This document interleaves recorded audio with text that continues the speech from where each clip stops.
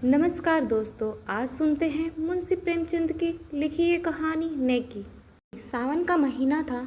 रेवती रानी ने पाँव में मेहंदी रचाई, मांग चोटी सवारी और तब अपनी बूढ़ी सास से जाकर बोली, अम्मा जी, आज भी मैं मेला देखने जाऊंगी। रेवती पंडित चिंतामणि की पत्नी थी। पंडित जी ने सरस्वती की पूजा में ज़्यादा लाभ न देखकर लक्ष्मी देवी की पूजा करनी शुरू की। लेन देन का कारोबार करते थे, मगर महाजनों के विपरीत खास हालातों के सिवा 25% से ज़्यादा सूद लेना उचित न समझते थे। रेवती की सास बच्चे को गोद में लिए खटोले पर बैठी थी। बहू की बात सुनकर बोली, भीग जाओगी तो बच्चे को जुकाम हो जाएगा। रेवती, नहीं अम्मा, कुछ देर न लगेगी, अभी चली आऊँगी। रेवती के 2 बच्चे थे, एक लड़का दूसरी लड़की। लड़की अभी गोद में थी और लड़का हीरामन 7वें साल में था। रेवती ने उसे अच्छे कपड़े पहनाए, नज़र लगने से बचाने के लिए माथे और गालों पर काजल के टीके लगा दिए। गुड़िया पीटने के लिए एक अच्छी रंगीन छड़ी दे दी और अपनी सहेलियों के साथ मेला देखने चली गई। किरत सागर के किनारे औरतों का बड़ा जमघट था। नीलंगू घटाएं छाई हुई थी। औरतें 16 श्रृंगार किए हुए सागर के खुले हुए हरे भरे सुंदर मैदान में सावन की रिमझिम वर्षा की बहार लूट रही थी। शाखों में झूले पड़े हुए थे, कोई झूला झूलती, कोई मल्हार गाती, कोई सागर के किनारे बैठी लहरों से खेलती। ठंडी ठंडी खुशगवार पानी की हल्की हल्की फुहार, पहाड़ियों की निखरी हुई हरियाली, लहरों के दिलकश झकोले मौसम को ऐसा बना रहे थे कि उस संयम टिक न पाता था। आज गुड़िया की विदाई है। गुड़िया अपने ससुराल चली जाएगी। कुंवारी लड़कियां हाथ पाँव में मेहंदी रचाए, गुड़ियाओं को गहने कपड़े से सजाए उन्हें विदा करने आई है। उन्हें पानी में बहाती है और छक छक कर सावन के गीत गाती है, मगर सुख चैन के आंचल से निकलती ही इन लाड़ प्यार में पली हुई गुड़ियाओं पर चारों तरफ से छड़ियों और लकड़ियों की बौछार होने लगती है। रेवती यह सब देख रही थी और हीरामन सागर की सीढ़ियों पर और लड़कियों के साथ गुड़िया पीटने में लगा हुआ था। सीढ़ियों पर कोई लगी हुई थी। अचानक उसका पांव फिसला तो पानी में जा पड़ा। रेवती चीख मारकर दौड़ी और सर पीटने लगी। दम के दम में वहां मर्दों और औरतों का ठट लग गया, मगर यह किसी की इंसानियत तकाजा न करती थी कि पानी में जाकर मुमकिन हो तो बच्चे की जान बचाए, सवारे हुए बाल न बिखर जाए, धुली हुई धोती न भीग जाए। कितनी ही मर्दों के दिलों में यह मर्दाना ख्याल आ रहे थे। 10 मिनट गुजर गए, मगर कोई आदमी हिम्मत करता नजर न आया। गरीब रेवती पछाड़े खा रही थी। अचानक उधर से एक आदमी अपने घोड़े पर सवार चला जाता था। यह भीड़ देखकर उतर पड़ा और एक तमाशाई से पूछा, यह कैसी भीड़ है? तमाशाई ने जवाब दिया, एक लड़का डूब गया है। मुसाफिर कहाँ है? तमाशाई, जहाँ वह औरत खड़ी रो रही है। मुसाफिर ने फौरन अपनी गाड़ी की मिजई उतारी और धोती कसकर पानी में कूद पड़ा। चारों तरफ सन्नाटा छा गया। लोग हैरान थे कि यह आदमी कौन है। उसने पहला गोता लगाया, लड़के की टोपी मिली। दूसरा गोता लगाया तो उसकी छड़ी हाथ में लगी। तीसरे गोते के बाद जब ऊपर आया तो लड़का उसकी गोद में था। तमाशाई ने जोर से वाह वाह का नारा बुलंद किया, जैसे लिपट गई। इसी बीच पंडित चिंतामणि की ओर कई मित्र आ पहुंचे और लड़के को होश में लाने की फिक्र करने लगे। आधे घंटे में लड़के ने आंखें खोल दी। लोगों की जान में जान आई। डॉक्टर साहब ने कहा, अगर लड़का 2 मिनट पानी में रहता तो बचना असंभव था। मगर जब लोग अपने गुमनाम भलाई करने वाले को ढूंढने लगे तो उसका कहीं पता नहीं था। चारों तरफ आदमी दौड़ाए, सारा मेला छान मारा, मगर वह नजर नहीं आया। 20 साल गुजर गए। पंडित चिंतामणि का कारोबार रोज व रोज बढ़ता गया। इस बीच में उसकी माँ ने 7 यात्राएं की और मरी तो ठाकुर द्वार तैयार हुआ। रेवती बहू से सास बनी। लेन देन बही खाता हीरामणि के साथ में आया। हीरामणि अब एक हष्टपुष्ट लंबा तगड़ा नौजवान था, बहुत अच्छे स्वभाव का, नेक। कभी कभी बाप से छिपाकर गरीब आदमियों को यूं ही कर्जा दे दिया करता था। चिंतामणि ने कई बार इस अपराध के लिए बेटों को आंखें दिखाई थी और अलग कर देने की धमकी दी थी। हीरामणि ने एक बार एक संस्कृत पाठशाला के लिए 50 रुपये चंदा दिया। पंडित जी उस पर ऐसे क्रुद्ध हुए कि 2 दिन तक खाना नहीं खाया। ऐसे अप्रिय प्रसंग आए दिन होते रहते थे। इन्हीं कारणों से हीरामणि की तबीयत बाप से कुछ खिंची रहती थी, मगर उसकी यह सारी शरारतें हमेशा रेवती की साजिश से हुआ करती थी। जब कस्बे की गरीब विधवाएं या जमींदार के सताए हुए लोगों की औरतें रेवती के पास आकर हीरामणि को आंचल फैलाकर दुआ देने लगती, तो उसे ऐसा मालूम होता कि मुझसे ज़्यादा भाग्यवान और मेरे बेटे से ज़्यादा नेक आदमी दुनिया में कोई नहीं होगा। जब उसे बरबस वह दिन याद आ जाता है, तब हीरामणि किरत सागर में डूब गया था और उस आदमी की तस्वीर उसकी आंखों के सामने खड़ी हो जाती है जिसने उसके लाल को डूबने से बचाया था। उसके दिल की गहराई से दुआ निकलती है और ऐसा जी चाहता है कि उसे देख पाती तो उसके पांव पर गिर पड़ती। उसे पक्का विश्वास हो गया था कि वह मनुष्य नहीं था बल्कि कोई देवता था। वह अब उसी खटोले पर बैठी हुई जिस पर उसकी सास बैठती थी, अपने दोनों पोतों को खिलाया करती थी। आज हीरामणि की 27वीं सालगिरह थी। रेवती के लिए यह दिन साल के दिनों में सबसे अधिक शुभ था। आज उसका दया का हाथ खूब उदारता दिखलाता था और यही एक अनुचित खर्च था जिसमें पंडित चिंतामणि भी शरीक हो जाते थे। आज के दिन वह बहुत खुश होती और बहुत रोती। आज अपने गुमनाम भलाई करने वाले के लिए उसके दिल में जो दुआएं निकलती वह दिल और दिमाग से अच्छी भावनाओं में रंगी होती। उसी दिन की बदौलत तो आज मुझे यह दिन और यह सुख देखना नसीब हुआ है। एक दिन हीरामणि ने आकर रेवती से कहा, अम्मा, सिरुपुर नीलाम पर चढ़ा हुआ है, कहो तो मैं भी दाम लगाऊं। रेवती, 16 आना है। हीरामणि, 16 आना अच्छा गांव है, न बड़ा न छोटा। यहाँ से 10 कोस 20,000 तक बोली चढ़ चुकी है। 100-200 में ख़त्म हो जाएगी। रेवती, अपने दादा से तो पूछ लो। हीरामणि, उसके साथ 2 घंटे तक माथा पच्ची करके किसे फुर्सत है। हीरामणि अब घर का मालिक हो गया था और चिंतामणि की एक न चलने पाती।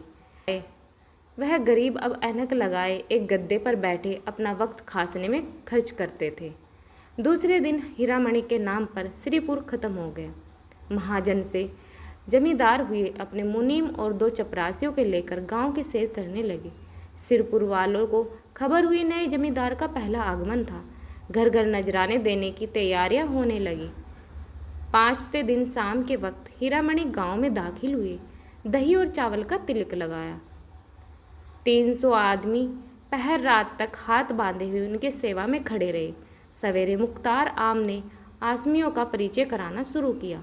जो आसमी जमींदार के सामने आते वह अपनी बिशात के मुताबिक 1 या 2 रुपये उनके पांव पर रख देता। दोपहर होते होते 500 रुपये का ढेर लगा हुआ था। हीरामणि को पहली बार जमींदार का मजा मिला। पहली बार धन और बल का नशा महसूस हुआ। सब नशों से ज़्यादा तेज, ज़्यादा घातक धन का नशा है। जब लोगों की फेहरिस्त खत्म हो गई तो मुख्तार से बोले, और कोई लोग तो बाकी नहीं है। मुख्तार, हाँ महाराज, अभी एक आदमी और है, तकत सिंह। हीरामणि, वह क्यों नहीं आया? मुख्तार, जरा मस्त है। हीरामणि, मैं उसकी मस्ती उतार दूंगा, जरा कोई उसे बुला लाए। थोड़ी देर में एक बूढ़ा आदमी लाठी टेकता हुआ आया और दंडवत करके जमीन पर बैठ गया। न नजर न न्याज। उसकी यह गुस्ताखी देखकर हीरामणि को बुखार चढ़ गया। कड़क कर बोले, अभी किसी जमींदार से पाला नहीं पड़ा, एक एक की हेकड़ी बुला दूंगा।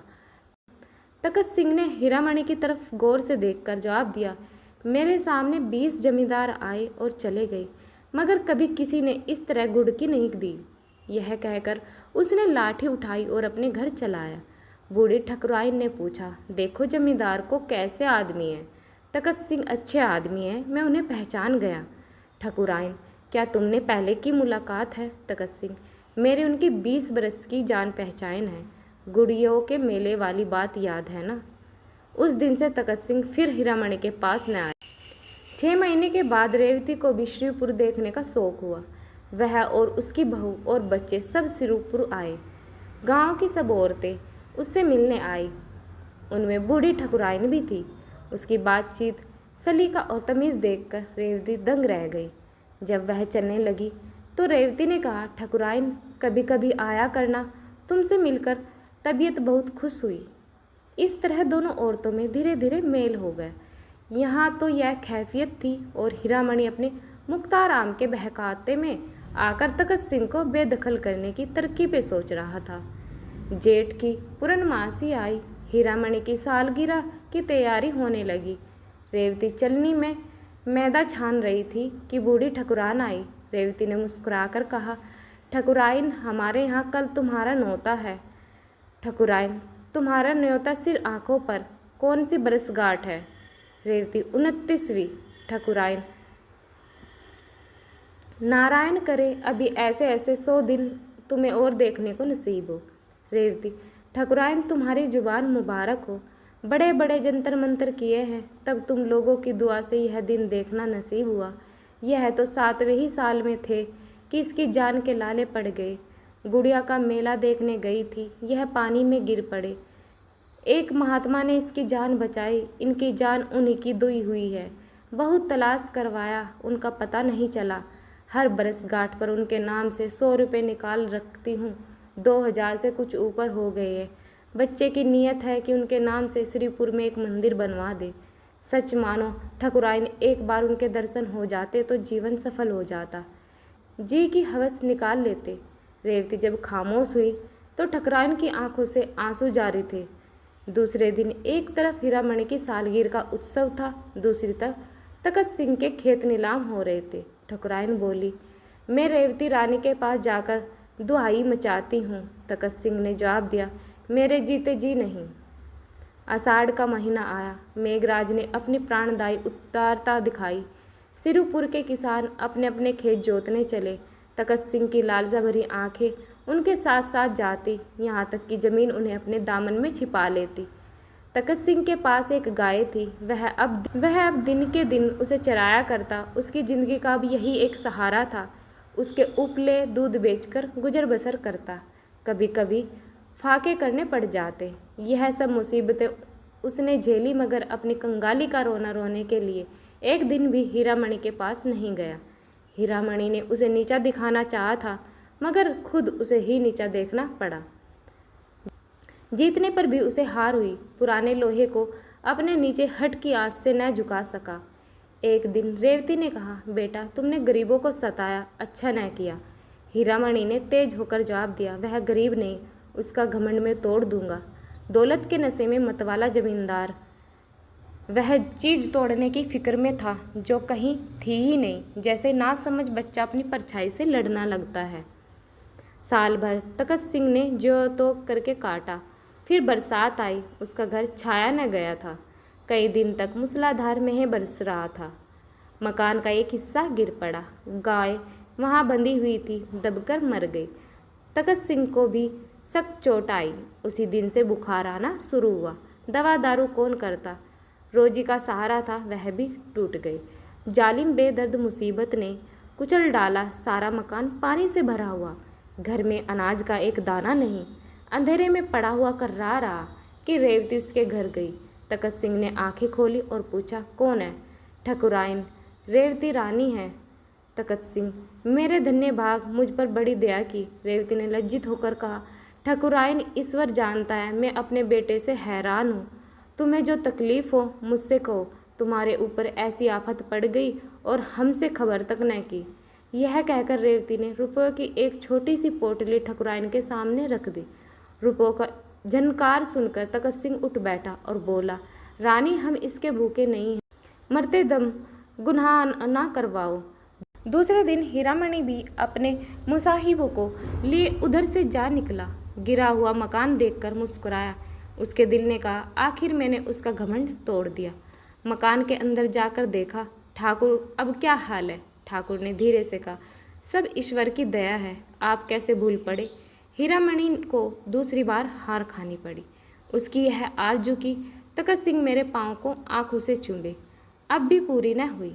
उसी रात को वह गरीब, आज़ाद, ईमानदार बेगरज ठाकुर इस दुनिया से विदा हो गया। बूढ़ी ठकुराइन अब दुनिया में अकेली थी। कोई उसके गम का शरीक और उसके मरने पर आंसू बहाने वाला नहीं था। कंगाली ने गम की आंच और तेज कर दी थी। ज़रूरत की चीज़ें मौत के घाव को चाह न भरकर मगर मर्रम का काम जरूर करती। रोटी की चिंता बुरी बला है, ठकुराइन अब खेत और चारगाह के गोबर चुन लाती और उपले बनाकर बेचती। उसे लाठी टेकते हुए खेतों को जाते और गोबर का टोकरा सिर पर रखकर बोझ में हाँफते हुए आते देखना बहुत ही दर्दनाक था। यहाँ तक कि हीरामणि को भी उस पर तरस आ गया। एक दिन उन्होंने आटा, दाल, चावल थालियों में रखकर उसके पास भेजा। रेवती खुद लेकर गई, मगर बूढ़ी ठकुराइन आंखों में आंसू भरकर बोली, रेवती, जब तक आंखों से सूझता है, हाथ पांव चलते हैं और मरने वाले को गुनाहगार न करो। उस दिन से हीरामणि को फिर उसके साथ अमली हमदर्दी दिखाने का साहस न हुआ। एक दिन रेवती ने ठकुराइन से उपले मोल लिए। गांव में पैसे के 30 उपले बिकते थे। उसने चाहा कि इससे 20 ही उपले लूँ। उस दिन से ठकुराइन ने उसके यहाँ उपले लाना बंद कर दिया। ऐसी देवियाँ दुनिया में कितनी हैं, क्या वह इतना नहीं जानती कि एक गुप्त रहस्य जबान पर लाकर मैं अपनी इन तकलीफ़ों का खात्मा कर सकती हूँ, मगर फिर भी वह एहसान का बदला न हो जाएगा। मसल मशहूर, नेकी कर और दरिया में डाल। शायद उसके दिल में कभी यह ख्याल ही नहीं आया कि मैंने रेवती पर कोई एहसान किया। यह वजहदार आन पर मरने वाली औरत पति के मरने के बाद 3 साल तक जिंदा रही। यह जमाना उसने जिस तकलीफ़ से काटा, उसे याद करके रोंगटे खड़े हो जाते हैं। कई कई दिन निराहार बीत जाते। कभी गोबर न मिलता, कभी उपले चुरा ले जाता। ईश्वर की मर्जी, किसी का घर भरा हुआ खाने वाला नहीं, कोई यूँ रो धोकर जिंदगी काटता। बुढ़िया ने यह सब दुख झेला, मगर किसी के सामने हाथ नहीं फैलाए। हीरामणि की 30वीं सालगिरह आई। ढोल की सुहानी आवाज़ सुनाई देने लगी। एक तरफ घी की पुड़ियाँ पक रही थी, दूसरी तरफ तेल की। घी की मोटे ब्राह्मणों के लिए, तेल की गरीब भूखे नीचों के लिए। अचानक एक औरत ने रेवती से आकर कहा, ठकुराइन जाने कैसी हुई जाती है, तुम्हें बुला रही है। रेवती ने दिल में कहा, आज तो खैरियत से काटना, कहीं बुढ़िया मर न रही हो। यह सोचकर वह बुढ़िया के पास न गई।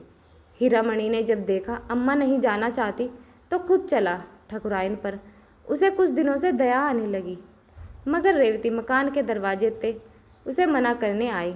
या रहमदिल, नेक मिजाज शरीफ रेवती थी। हीरामणि ठकुराइन के मकान पर पहुंचा तो वहां बिल्कुल सन्नाटा छाया हुआ था। बूढ़ी औरत का चेहरा पीला था और जान निकलने की हालत उस पर छाई हुई थी। हीरामणि ने जोर से ये कहा, ठकुराइन, मैं हूँ हीरामणि। ठकुराइन ने आंखें खोली और इशारे से उसे अपने सिर नज़दीक लाने को कहा।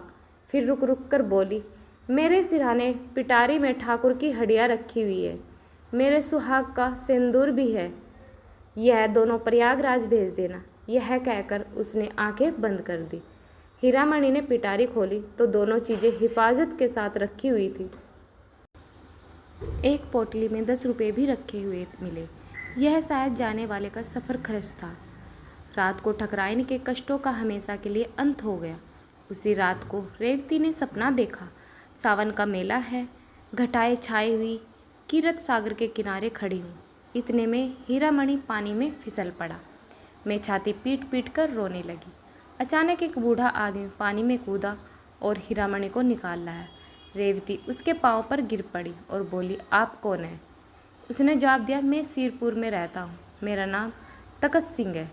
सिरपुर अब भी हीरामणि के कब्जे में है, मगर अब रौनक दोबला हो गई। वहाँ जाओ तो दूर से शिवालय का सुनहरा कलश दिखाई देने लगता है। जिस जगह तकत सिंह का मकान था, वहाँ यह शिवाला बना हुआ है। उसके सामने एक पक्का कुआं और पक्की धर्मशाला है। मुसाफिर यहाँ ठहरते हैं और तकत सिंह का गुण गाते हैं। यह शिवाला और धर्मशाला दोनों इसके नाम से मशहूर है। दोस्तों, आज की कहानी हमारी यहीं समाप्त होती है। हमारी कहानी आप लोगों को कैसी लगी कमेंट सेक्शन में ज़रूर बताना। चैनल पर नए हैं तो चैनल को सब्सक्राइब करना ना भूलें और साथ में बेल आइकन ज़रूर दबाएं।